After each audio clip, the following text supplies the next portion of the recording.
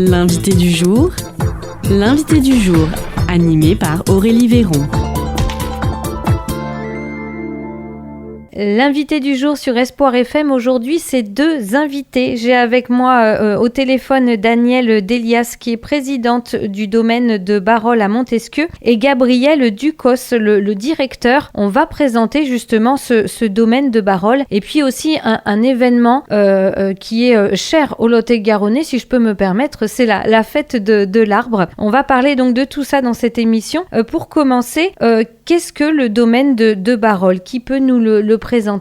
Alors, donc, bonjour, Danielle Delias, donc, c'est la présidente du domaine de Barol depuis 2022, depuis la reprise par le département, du conseil départemental et aussi l'association du domaine agroécologique de Barol. Donc, c'est une structure arboricole, fruitière, sur des anciennes variétés qu'on peut trouver. Donc, c'est un domaine sur une vingtaine d'hectares, aussi qui est en bio. Ça, c'est important aussi.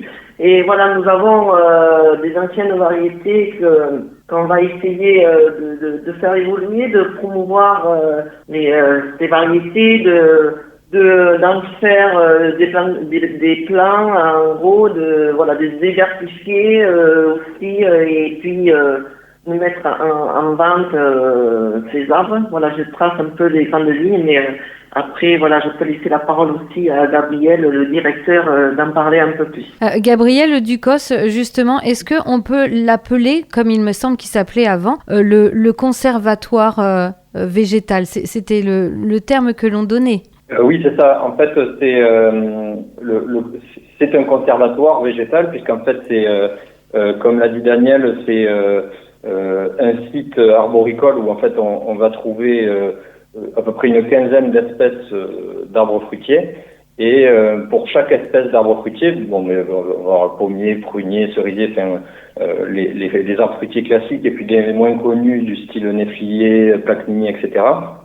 Et pour chacune de ces espèces, ce qui est original sur notre site, c'est qu'on va avoir une grande diversité de variétés, des variétés qu'on ne trouve pas dans le commerce, parce qu'en fait, ce sont des vieilles variétés qui ont été trouvées à l'issue d'une prospection dans les campagnes dans les années 70-80. Et donc, ce qui fait que sur ces 19 hectares, on va avoir 2000 variétés d'arbres fruitiers. Donc, c'est ça l'originalité du conservatoire. D'où son nom, parce que l'objectif, c'est de conserver justement ces variétés. Avec cette fermeture et cette réouverture aujourd'hui, donc Madame Delias, vous l'avez dit, il a été réouvert notamment par le conseil départemental de Lot-et-Garonne. Quel est vraiment son statut? Qui gère? Qui sont les personnes qui font vivre à nouveau le domaine de Barol? Alors, nous avons plusieurs amis qui sont au conservatoire végétal. Donc, il y a le conseil départemental, il y a la région qui est importante aussi. Et après, il y a plusieurs partenaires. Les chambres d'agriculture. Après, nous avons aussi les communes qui participent, qui adhèrent. Et après, d'autres organismes. Et majoritairement, en fait, ceux qui sont à la gestion quotidienne au bureau du conservatoire, ça va être le conseil départemental, le conseil régional, le conseil départemental Lot-et-Garonne et le conseil régional de Nouvelle-Aquitaine.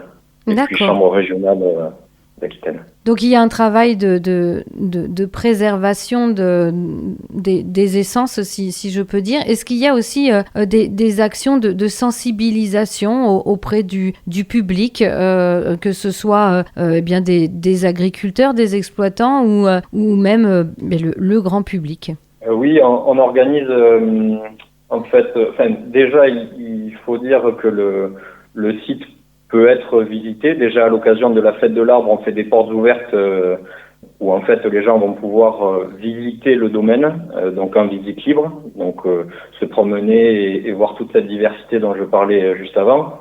Et puis ils vont pouvoir aussi se faire conseiller par des bénévoles, parce que en fait au conservatoire il y a aussi beaucoup de bénévoles qui sont très actifs dans l'association et qui vont pouvoir apporter des conseils au grand public pour qu'ils puissent choisir des variétés et les planter chez eux. Donc c'est une manière de sensibiliser le grand public à toutes ces variétés. Et après, on fait aussi des actions de formation sur le site, que ce soit pour les professionnels ou pour les particuliers.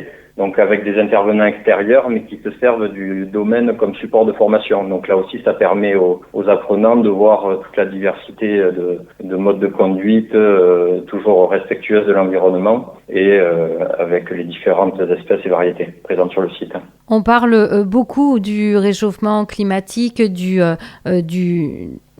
changement que cela implique. On a des agriculteurs qui se tournent vers la culture de végétaux, d'arbres, de plantes plus d'habitude, plus sur les pays chauds, je pense notamment à l'amande, à différents produits comme celui-ci. Est-ce que c'est quelque chose que vous prenez aussi en compte et que vous allez et que vous travaillez sur ces possibles changements de notre territoire, de nos saisons? Oui, alors il y a deux aspects, c'est-à-dire que avec le changement climatique, ça va impacter déjà les espèces fruitières qui sont déjà cultivées sur nos territoires, donc que ce soit pommiers, pruniers, cerisiers, etc. Et donc là, il y a un intérêt à se tourner vers d'autres variétés seront peut-être plus résistantes à ces changements climatiques, mais en conservant quand même ces espèces fruitières.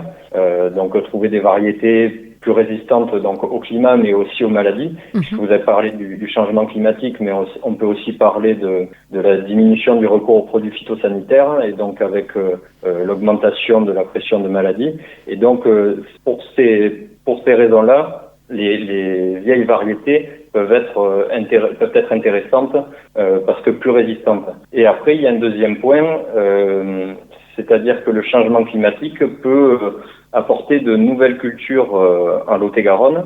Et donc là, c'est plus pareil puisque en fait, on va tester de nouvelles espèces. Vous en avez parlé de type amandier, grenadier, etc. Et donc là, le domaine de Barol, on met aussi un espace de test, puisqu'en fait, on a une parcelle d'amandiers avec des grenadiers, par exemple, et on se refuse pas, pourquoi pas, tester de nouvelles plantations pour voir si elles sont adaptées et quelle variété de ces nouvelles plantations serait adaptée pour une production sur le Lot-et-Garonne. Donc on parle notamment en ce moment d'agrumes, enfin il y a pas mal d'idées, donc ça évolue dans le bon sens. Oui, beaucoup de travail pour vous.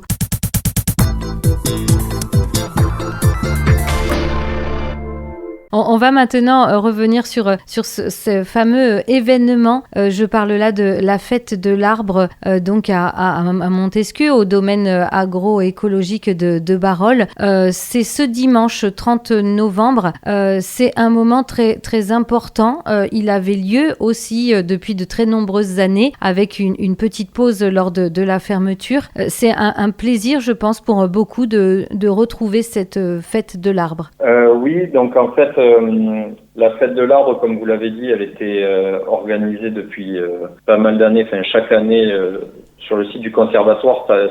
C'était sur 2 jours et ça réunissait plusieurs milliers de personnes. Et l'an dernier, en 2024, il y a eu le grand retour de la fête de l'arbre. Après, de mémoire, c'était après 5 ans d'absence. Oui. Et donc ça a eu un grand succès puisqu'il y a eu à peu près 4000 visiteurs. Et donc cette année, on réitère l'opération. Donc c'est le même format. C'est-à-dire que maintenant c'est sur qu'une seule journée, donc sur le dimanche.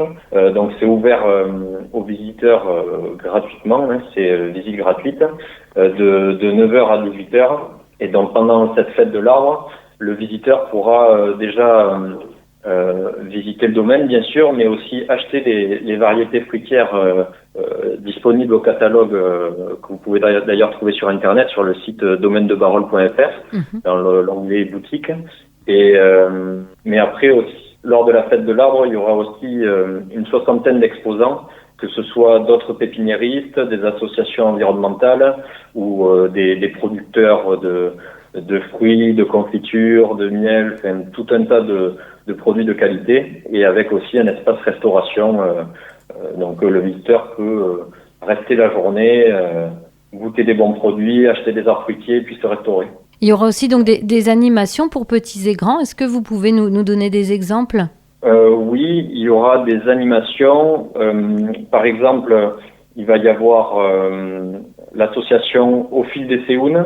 Donc l'association Au fil des Séounes qui va faire, alors je crois qu'il y a deux animations, une pour autour de l'arbre mort. Bon, dit comme ça, c'est pas très joyeux, mais en fait, un arbre mort, c'est justement plein de vie. C'est-à-dire qu'il va y avoir plein d'insectes, différents organismes qui vont se nourrir de cet arbre mort. Donc, il va y avoir une animation pour expliquer tout ça. Ça, c'est un exemple parmi d'autres, mais après, on va avoir des stands d'animation sur, en fait, les métiers d'autrefois. On a par exemple un stand avec quelqu'un qui va faire une démonstration de forge, donc forgeron. Après un tourneur sur bois. Enfin, on va parler pas mal d'arbres fruitiers, mais aussi de métiers traditionnels. Donc c'est très très varié. Quel est l'objectif premier de cet événement, la fête de l'arbre? C'est de le faire découvrir à tous, aux petits, aux grands.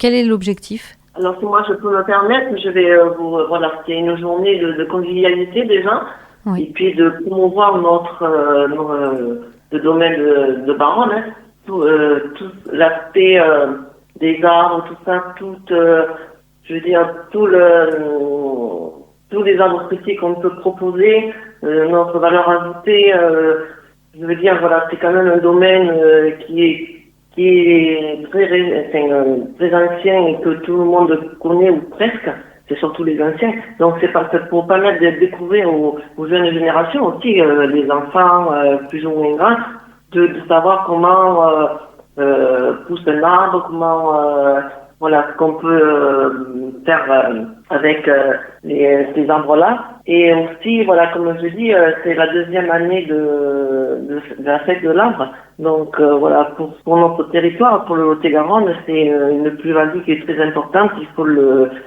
faire savoir, le communiquer, parce qu'on peut faire de belles choses avec ce domaine. Tout à fait, oui. Et on le voit aussi, c'est un petit peu le miroir de la richesse de notre département, qui est un département très agricole, mais avec une multitude aussi de diversité au niveau des exploitations agricoles, donc c'est important aussi. Pour retrouver toutes les informations sur la fête de l'arbre, vous l'avez dit, il y a un site internet, on peut le redonner? Alors, il y a le site internet du domaine de Barol, donc mais c'est domainedebarol.fr. Là, vous allez trouver un petit peu à quoi ressemble notre domaine et puis l'espace boutique dont je parlais tout à l'heure. Et après, vous pouvez aussi trouver des informations sur la fête de l'arbre avec le programme sur le site du conseil départemental du Lot-et-Garonne. Vous verrez sur la page d'accueil, vous allez tomber sur l'événement du domaine de la fête de l'arbre avec un jeu auquel pourront jouer les visiteurs pour peut-être gagner un arbre le jour de la fête en partenariat avec le conseil départemental. Ah super, d'accord. Ah bah oui, ça va donner envie. Donc on va sur le site du Lot-et-Garonne pour retrouver aussi ce jeu et toutes les informations sur la fête de l'arbre. Est-ce qu'il y a autre chose à rajouter, Gabrielle Ducos et Daniel Delias? Oui, de venir découvrir ce domaine le jour de dimanche 30 novembre. Hein. Voilà, en espérant qu'il fasse très beau. Comme ça, voilà, ça sera une journée très riche en animation, en découverte et qu'on puisse nous faire découvrir ce magnifique domaine. Eh bien, en tout cas, merci beaucoup d'avoir pris le temps de nous expliquer tout cela. On le rappelle donc à nos auditeurs, ce grand rendez-vous nature et patrimoine végétal, c'est la fête de l'arbre au domaine agroécologique de Barol, le dimanche 30 novembre à Montesquieu. Pour en savoir un petit peu plus, eh bien, il suffit d'aller sur Internet, soit sur le site du conseil départemental ou aussi sur le site internet du domaine de Barol, où là on en saura vraiment un petit peu plus aussi sur ce lieu exceptionnel en Lot-et-Garonne. Merci encore à tous les deux. Donc je le rappelle, Gabrielle Ducos, c'est le directeur, et Daniel Delias, vous êtes la présidente du domaine de Barol à Montesquieu. Merci à vous deux et très belle fête de l'arbre alors. Merci beaucoup. C'était l'invité du jour, animé par Aurélie Véron.